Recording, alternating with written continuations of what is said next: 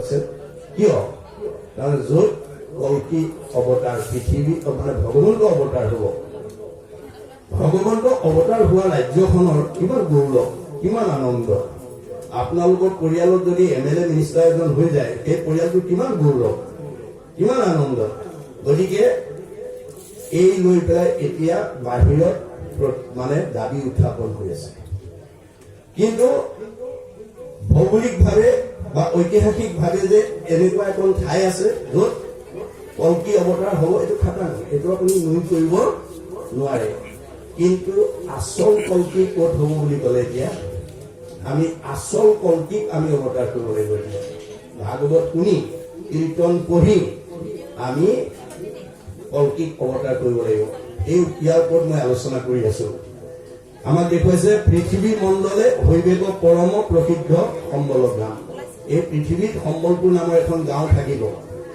সেই গামেশ্বৰ হৈব দ্বিজবৰ সেই গাঁওখনৰ যিজন অধিকাৰী বা মুখ্য মানুহ তেওঁ এজন দ্বিজবৰ বুলি কৈছে যাৰ বিষ্ণু জখা নাম যাৰ নামটো বিষ্ণু জখা বেদত শাস্ত্ৰত সমস্তে পাৰ্গত তেওঁ বেদ শাস্ত্ৰত পাৰ্গত নেৰিবে নীতি আচাৰ তেওঁ নিয়ম নীতি নেৰে সদাচাৰী পৰম ভকত তেওঁ পৰম ভকত তাহাৰে গৃহত তেওঁৰ ঘৰতহে হৈবে কল্কি অৱতাৰ সেই ভকতৰ ঘৰতহে কল্কি অৱতাৰ হ'ব এতিয়া আমি ভৌগোলিকভাৱে ঐতিহাসিকভাৱে সেইখন সম্বলপুৰ বিচাৰি ফুৰিলে 142,56,000 বছৰ লাগিব আপুনি সেই কল্কি চাবলৈ কিমানবাৰ আহিব লাগিব আমাৰ এই বাহ্যিকতা দিশেদি যদি আমি কল্কি অৱতাৰ হোৱাৰ কথা ভাবি থাকো তেতিয়াহ'লে আমাৰ কিমান দিন আমি ৰ'ব লাগিব 142,56,000 বছৰ শেষ হ'লেহে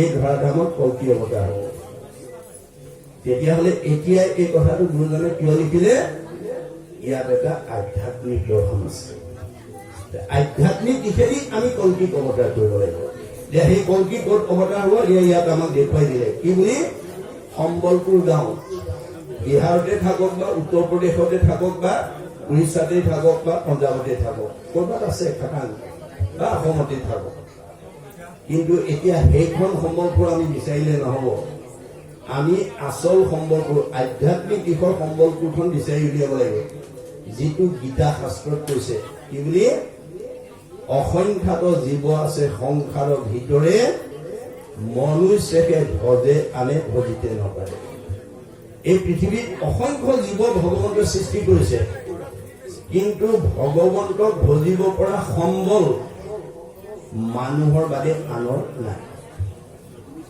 এইখন সম্বলপুৰ ৰাজ্যতে এইখন ঘৰ মহুৰ সেৱাৰ যোগ্য মনুষ্য শৰীৰ ইহাকে বুলিও গৃহ নানা মহাবীৰ এইখন ঘৰ আমাৰ ভগৱানে দি পঠিয়াইছে দেই সম্বলপুৰ সম্বলৰে পৰিপূৰ্ণ ভগৱানৰ সৃষ্টিৰ চাৰিমুঠি জীৱৰ ভিতৰত ঈশ্বৰক ভজিব পৰা সম্বল মানুহৰ বাদে আনৰ হাতত নাই আপোনালোকে সম্বলপুৰ ৰাজ্যখন দেখা পালে তাৰপিছত কৈছে সেই গ্ৰামেশ্বৰ সেই গাঁওখনৰ যিজন ৰখীয়া মূল মানুহ হৈব দ্বিজবৰ তেওঁ দ্বিজবৰ বুলি কৈছে দেই অৰ্থাৎ সংস্কাৰী দ্বিজম উচ্চতে বেদে কৈছে যিজনী ল'ৰা যিটো ছোৱালী যিজনী বোৱাৰী যিজনী মানুহ ঈশ্বৰৰ শৰণ লৈ ঈশ্বৰক যেতিয়া জানিব তেতিয়া তেওঁৰ উপাধি হ'ব দ্বিজ সংস্কাৰে দ্বিজম উচ্চতে এইকাৰণে আমি ল'ৰা ছোৱালীক শৰণ দিব লাগে এতিয়া আমাৰ শ্ৰীমন্ত শংকৰদেৱ সংঘই 12 বছৰ শৰণ দিছে কাৰণ আপুনি সৰুতে যদি ল'ৰা ছোৱালীক নীতি নিয়মৰ মাজলৈ নানে সেইটো ল'ৰা ছোৱালী কেতিয়াও সৎ হ'ব নোৱাৰে প্ৰহ্লাদে কৈছে হেন জানি শিশু হ'ব এৰা আন কৰ্ম ধৰিও কুমাৰ কালে ভাগৱত ধৰ্ম আমি সৰুৰ পৰাই ল'ৰা ছোৱালীক ভাগৱত ধৰ্ম ভক্তি ধৰ্ম শিক্ষা দিব লাগিব আপোনালোক মাক দেউতাকেহে জানে আপোনাৰ ল'ৰাটো বা ছোৱালীজনীক স্কুললৈ পঠিয়াইছে তেওঁৰ ক'ত দুৰ্বলতা আছে ইংৰাজীত দুৰ্বলতা নে অংকত দুৰ্বলতা নে সমাজ অধ্যয়নৰ দুৰ্বলতা নে বিজ্ঞানৰ দুৰ্বলতা নে ছবিত দুৰ্বলতা মাক বাপেকে জানিব কোন মাক বাপেকে জানিব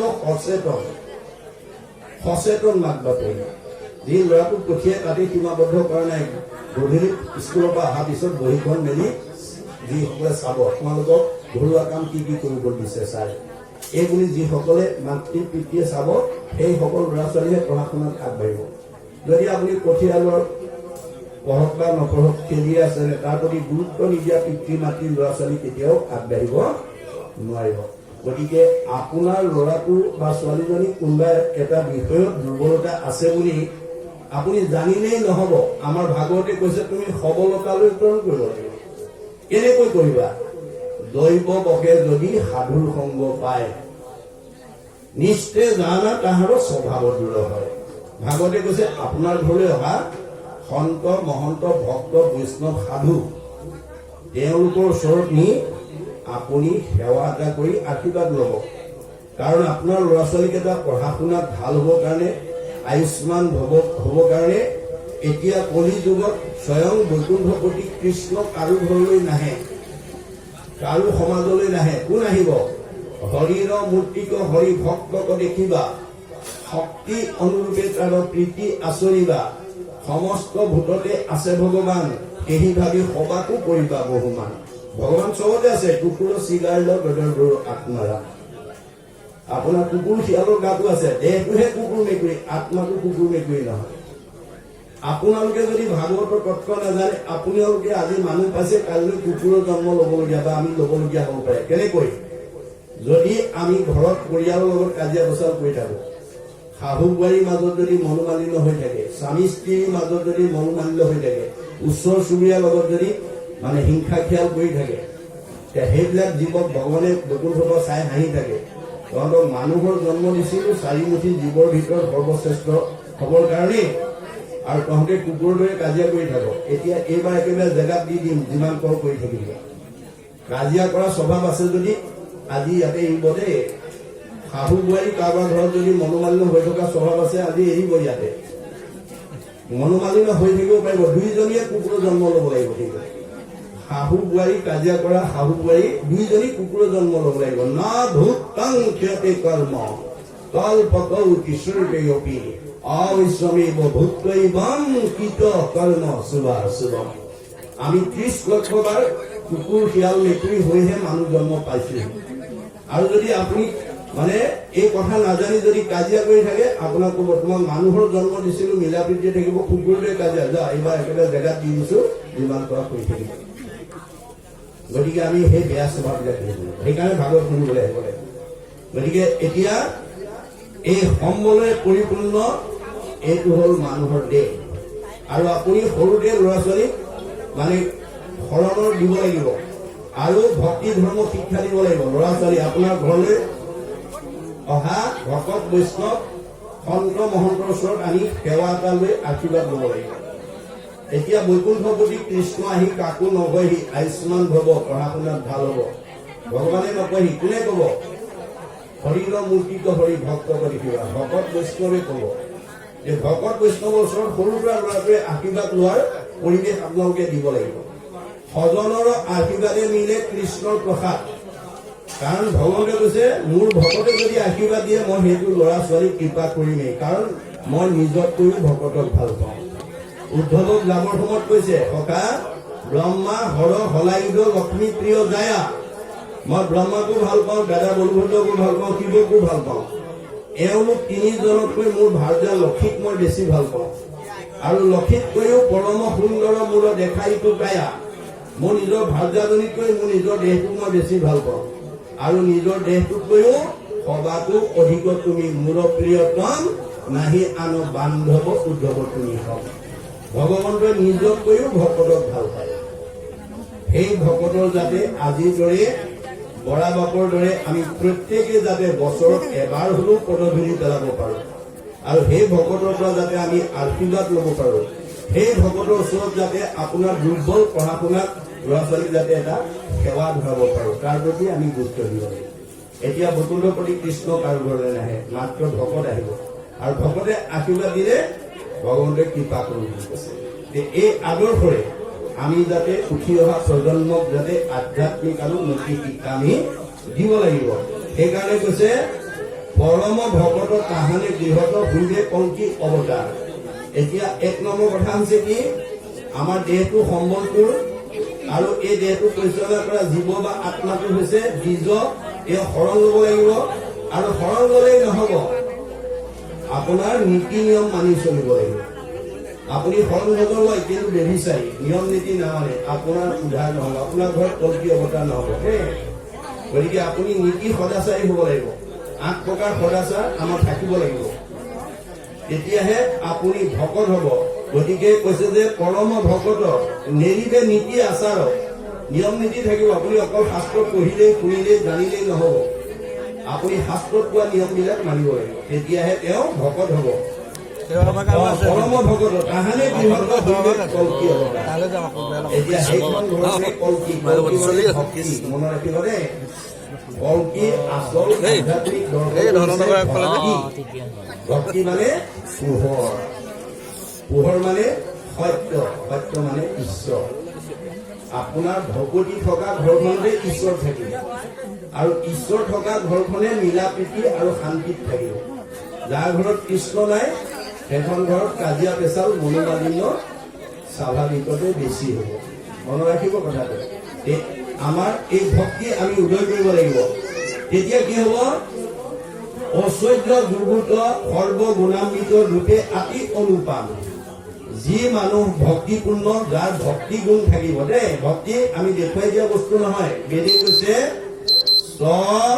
পৰম অনুৰক্তি ঈশ্বৰেই ভক্তি ঈশ্বৰৰ কথা শুনিবৰ কাৰণে ঈশ্বৰৰ কথা জানিবৰ কাৰণে ঈশ্বৰৰ কথা ক'বৰ কাৰণে ঈশ্বৰৰ কথা গাবৰ কাৰণে আমাৰ মনৰ যিটো অনুৰাগ এইটোকে ভক্তি বুলি কয় বেদে আপুনি ৰাতিপুৱা সূৰ্যৰ পৰা গধূলা খোৱালৈকে আপুনি অন্য নহ'লেও পুৱা গধূলি ধূপ এটা জ্বলাবৰ কাৰণে আপুনি অনুৰাগী হয়নে নহয় ঈশ্বৰৰ ওচৰত প্ৰাৰ্থনা এটা জনাবৰ কাৰণে আপুনি অনুৰাগী হয়নে নহয় আপোনাৰ সেই অনুৰাগৰ ওপৰতে আপোনাক ঈশ্বৰে কৃপা কৰিব ভৱ শব্দে ভগৱন্ত ভৱ বিমোচন ভজন ভক্তিত তুষ্ট বন্ত সিজন আপুনি ঈশ্বৰক উপাসনা কৰিছেনে নাই পুৱা গধূলি তাৰ ওপৰতহে আপুনি এই ভৱ সংসাৰৰ পৰা সুন্দৰকৈ কৰিব পাৰিবনে নহয় নিৰ্ভৰ কৰিব মাক বাপেকে কোন ল'ৰা ছোৱালীক ভাল পায় যি ল'ৰা ছোৱালীয়ে মাক বাপেকক শ্ৰদ্ধা কৰে ভক্তি কৰে মৰম কৰে আদৰ কৰে মাক বাপেকৰ কথা শুনে হাক বচন মানে দিহা পৰামৰ্শ মতে চলে সেইটো সন্তান সকলো পিতৃ মাতৃ মৰমৰ কোনোবা যদি ল'ৰা ছোৱালী হৈ মাক বাপেকৰ প্ৰতি শ্ৰদ্ধা নাই ভক্তি নাই মৰম নাই আদৰ নাই কথা নুশুনে হাক বচন নামানে দিহা পৰামৰ্শ মতে নচলে সেইটো সন্তান কেতিয়াও পিতৃ মাতৃ মৰমৰ হ'ব নোৱাৰে এইটো যেনেকৈ বাস্তৱ সত্য আমি কাৰ সন্তান যিজনৰ টিপিত তুষ্ট হ'ব দেও জানিবা কিজন পিতৃ এক কৃষ্ণ আমাৰ সকলোৰে পিতৃ কৃষ্ণ গতিকে সেই কৃষ্ণ যদি আপোনাৰ প্ৰতি সন্তুষ্ট হয় চব দেৱতা সন্তুষ্ট হ'ব গতিকে তেওঁক সন্তুষ্ট কৰিবলৈ আমাক কি দিছে সম্ভৱ সেই কৃষ্ণ পুঁজিবে দ্ৰব্য লাগে মাত্ৰ নাম দেৱে নৰে লভে ধৰ্ম মুখ্য অৰ্থকাম আপুনি 1000 এফাকি যাক হাজাৰী গুহা বুলি কয় যিখন গুহাক সৰ্বশ্ৰেষ্ঠ শাস্ত্ৰ বুলি শাস্ত্ৰৰ স্বীকৃতি দিছে পৃথিৱীত ধৰ্মশাস্ত্ৰ আছে যত যত সবাহাৰে সাৰ আছে গুহাৰ মধ্যত সকলো শাস্ত্ৰৰ সাৰ গুহাত আছে আপুনি জীয়াই থাকোঁতে যদি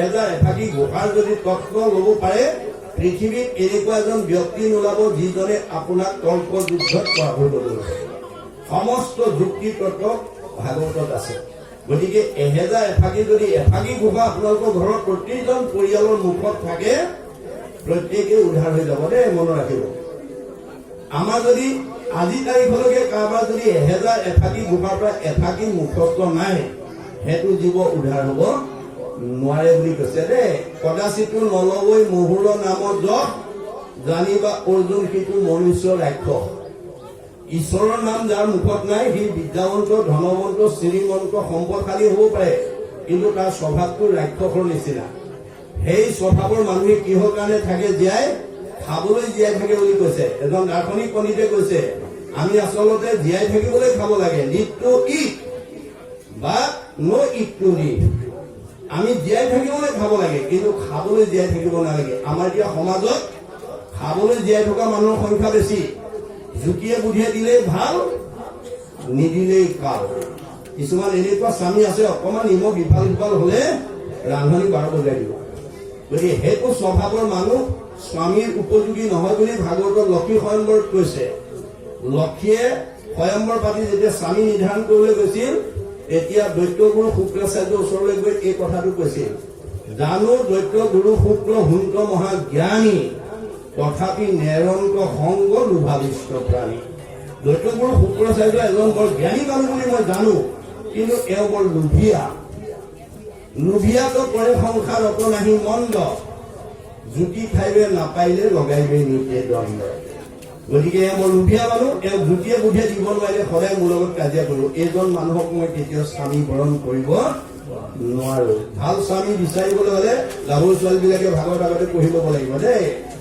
2 নম্বৰ পৰশুৰামৰ ওচৰলৈ গৈ কৈছে, আচন্ত পৰশুৰাম হুন্ত ধৰ্মমতী, একোৱে প্ৰাণীত তাৰ নাহি মিত্ৰৱতী। পৰশুৰাম এজন বৰ ধাৰ্মিক মানুহ বুলি মই জানো, কিন্তু কাৰো প্ৰতি মৰম নাই। ইহাংক বৰিলে মূল নৰৈব অৱস্থা, নিৰ্দয় পুৰুষে নুবুজয় দুখ ব্যথা।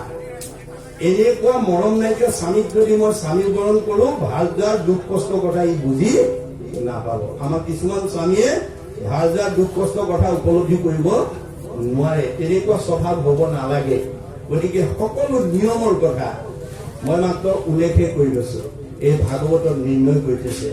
এইবোৰ যাতে আমি উঠি অহা ডেকা গাভৰু বিলাকক যাতে আমি দিব পাৰো। কাৰণ আজি যিসকল ডেকা গাভৰু হৈ আছে, কালিলৈ তেওঁলোকে সংসাৰ কৰিব লাগে। গতিকে এয়া ঋষিমুনিৰ প্ৰশ্ন, কিম অৰ্থে বিবাহম। আমি ডেকা গাভৰু বিলাকে কিয়নো বিয়া পাতিব লাগে এই কথা আমি জানিব লাগে। আজি আমাৰ বহুত ডেকা গাভৰুৱে কিয় বিয়া পাতিব লাগে নাজানে। আমাৰ ঋগ্বেদত কৈছে কিয় বিয়া পাতিব লাগে। অথ পুৰুষস্তাৱত সৰ্ব জায়াং বিন্দতে জায়াং বিন্দতে অথ প্ৰজায়তে তহি সৰ্বভৱতি। আমি কিয় বিয়া পাতিব লাগে? বৈবাহিক সম্পৰ্কৰ দ্বাৰা গড়ে হাগি গাঁওখনত যিমান বিলাক গৃহস্থীয়ে বসবাস কৰি আছে, আপোনালোক যোৱাৰ পিছত আপোনালোকৰ প্ৰত্যেক ঘৰতে নিজৰ নিজৰ বংশটো ৰাখি থৈ যাবৰ কাৰণে পুত্ৰ কন্যা জন্ম দিবৰ কাৰণে বিয়া পাতিব লাগে। কিম অৰ্থে বিবাহম পুত্ৰাৰ্থে বিবাহম। কিয় বিয়া পাতিব লাগে? পুত্ৰ কন্যা জন্ম দিবৰ কাৰণে বিয়া পাতিব। কিম অৰ্থে পুত্ৰম। আমাক পুত্ৰ কিয় লাগে? পুণ্যাম নৰকে কাৰয়তে গৃহী পুত্ৰাহা। পুণ্যাম নৰকৰ পৰা পিতৃ মাতৃক উদ্ধাৰ কৰিবৰ কাৰণে পুত্ৰ কন্যা জন্ম দিব। এতিয়া পুণ্যাম নৰক পিতৃ মাতৃ জীৱনলৈ কেতিয়া আহিব? 60 বছৰৰ পিছত, এটাৰ পিছত এটাকৈ পিতৃ মাতৃৰ জীৱনলৈ পুণ্যাম নৰক নামি আহিব। আজি দেখা কিচকিচিয়া চুলি কেইডাল 60 বছৰ পিছত লাহে লাহে মৰাপাতৰ দৰে বগা হ'ব। আজি দেখা দূৰলৈকে দেখা চকুযোৰ 60 বছৰ পিছত লাহে লাহে দৃষ্টি শক্তি কমি আহিব, শ্ৰৱণ শক্তি কমি আহিব, শৰীৰটো সুতুৰা সুতু কৰিব, দাঁতবিলাক খুলুক খুলুক হ'ব। সেই সময়ত বৃদ্ধ পিতৃ মাতৃক সেৱা শুশ্ৰূষা মৰম চেনেহ লালন পালন কৰিবৰ কাৰণে পুত্ৰ কন্যা জন্ম দিব লাগিব। কিন্তু কোন পুত্ৰই সেইটো কৰিব? পুত্ৰে উত্তৰাইবে বুলি শুনি আছে শাস্ত্ৰ, বৈষ্ণৱ পুত্ৰক লাগি বুলি আছে মাত্ৰ। পুত্ৰই তৰাব বুলি শাস্ত্ৰত কৈছে সঁচা, কিন্তু বৈষ্ণৱ পুত্ৰ জন্ম দিব লাগিব। অবৈষ্ণৱ পুত্ৰ যদি উপজে বংশত, স্বৰ্গ সন্তে পিতৃক পেলাবে নৰকত। আজি বহুত শিক্ষিত পিতৃ মাতৃয়ে ভাগৱতৰ দৰ্শন নজনাকৈ পুত্ৰ জন্ম দিয়াৰ কাৰণে পঢ়াই শুনাই কাৰোবাক ডক্টৰেট উপাধি, কোনোবা ডাক্তৰ, কোনোবা ইঞ্জিনিয়াৰ, কোনোবা প্ৰবক্তা, কোনোবা অধিবক্তা, কোনোবা বুদ্ধিজীৱী জ্ঞানী মানি বহুত বহুত উচ্চ পদস্থ বিষয়ত চাকৰি কৰিছে। কিন্তু এই ভাগৱতৰ দৰ্শন নজনাৰ কাৰণে তেওঁলোকে আনৰটো দূৰৰ কথা, নিজৰ জন্মদাতা বৃদ্ধ পিতৃ মাতৃক বৃদ্ধ বয়সত সেৱা শুশ্ৰূষা মৰম চেনেহ লালন পালন কৰাৰ বিপৰীতে বৃদ্ধাশ্ৰমলৈ পঠাইছে। গতিকে সেই সন্তানৰ শিক্ষা উপাৰ্জনৰ মূল্য ক'ত? গতিকে তেওঁলোক জীয়াতে মৰা বুলি কৈছে। যি পুত্ৰই বৃদ্ধ পিতৃ মাতৃক সেৱা শুশ্ৰূষা নকৰিব, বৃদ্ধ পিতৃ মাতৃক গুৰু বন্ধুজনক নুপুষে পিতৃ পুত্ৰক, নিশ্বাসৰ কাৰণতে জীৱনতে থাকোঁতে জানিবা সিটো মৃতক। এজন জীয়াতে মৰা সন্তান। গতিকে আমি সমাজত জীয়াতে মৰা হিচাপে যাতে পৰিচয় দিব লগা নহয়, আৰু জীয়াতে মৰা সন্তান যাতে জন্ম দিব লগা নহয়, তাৰ কাৰণে ডেকা গাভৰু বিলাকে আগতীয়াকৈ ভাগৱত শুনি ল'ব লাগিব। ভাগৱতত আপুনি যেনেকুৱা সন্তান বিচাৰে তেনেকুৱাই পাব। তাদৃশী ভাৱনা দৈশ্য সিদ্ধি ভৱতি তাদৃশী। দাৰ্শনিক পণ্ডিতে আমাৰ 24 ঘণ্টাক 8টা পোহৰত ভাগ কৰিছে। এটা পোহৰত 3 ঘণ্টাকৈ থাকে। 8 ঘণ্টাত 24 ঘণ্টা, 24 ঘণ্টাত 8টা পোহৰ। সূৰ্য উদয়ৰ পৰা সূৰ্যাস্তলৈ 4টা পোহৰ, সূৰ্য অস্তৰ পৰা আকৌ সূৰ্য উদয়লৈ 4টা পোহৰ। এতিয়া আমাৰ দম্পতীসকলে সৃষ্টি কাৰ্যত কোনটো পোহৰত যাব লাগিব দাৰ্শনিক পণ্ডিতে নিৰ্ণয় কৰি থৈছে যে সূৰ্য উদয়ৰ পৰা সূৰ্যাস্তলৈ এই দিবা সময়ত কোনো দম্পতী সৃষ্টি কাৰ্যত আগ নাবাঢ়ে বা বাঢ়িব নালাগে। আমি কেতিয়া আগবাঢ়িব লাগিব? সূৰ্য অস্ত যোৱাৰ পৰা আকৌ সূৰ্য উদয়লৈ এই 4টা পোহৰত আমি আগবাঢ়িব লাগিব। তাৰে 2টা পোহৰ বাদ দিবৰ কাৰণে বিজ্ঞানে আমাক সকীয়াই দিছে। কি বুলি? যে আমি খোৱা আহাৰটো ব্ৰহ্মলৈ ৰূপান্তৰ হবলৈ কমেও 6 ঘণ্টা সময় লাগে। আমি খোৱা আহাৰটো প্ৰথমতে ৰসৰ পৰা তেজ, তেজৰ পৰা মাংস, মাংসৰ পৰা মেদ, মেদৰ পৰা হাড়, হাড়ৰ পৰা মজ্জা, মজ্জাৰ পৰা শুক্ৰৰ পৰা আমাৰ সতি সন্তান হ'ব। গতিকে এই 6 ঘণ্টা বাদ দি তৃতীয় আৰু চতুৰ্থ পোহৰত আমি সৃষ্টি কাৰ্যত আগবাঢ়িলে আমাৰ গৃহতে শংকৰ মাধৱৰ দৰে পুত্ৰৰ পিতৃ মাতৃ হ'ব পাৰিম। পুৰুষোত্তম ৰামচন্দ্ৰ, কপিল প্ৰভুৰ দৰে আমি মহান মহান পুৰুষৰ আমি পিতৃ মাতৃ হ'ব পাৰিম। কিন্তু এই ক্ষেত্ৰত দুয়োজনেই একমনা হ'ব লাগিব। পুৰুষ প্ৰকৃতি হবা একমতি, দেহে সিজিব হৰিত ভকতি। আপোনালোকে ভবা মতে ফল পাবলৈ হলে দুইজনে ভাগৱত শুনি নিয়মটো জানিব লাগিব। কাৰোবাৰ স্বামীয়ে জানে, ভাজাই নাজানে, কাৰোবাৰ ভাজাই জানে, স্বামীয়ে নামানে। এনেকুৱা স্বভাৱ হলে আমাৰো অৱস্থা কশ্যপ ঋষিৰ নিচিনাই হ'ব।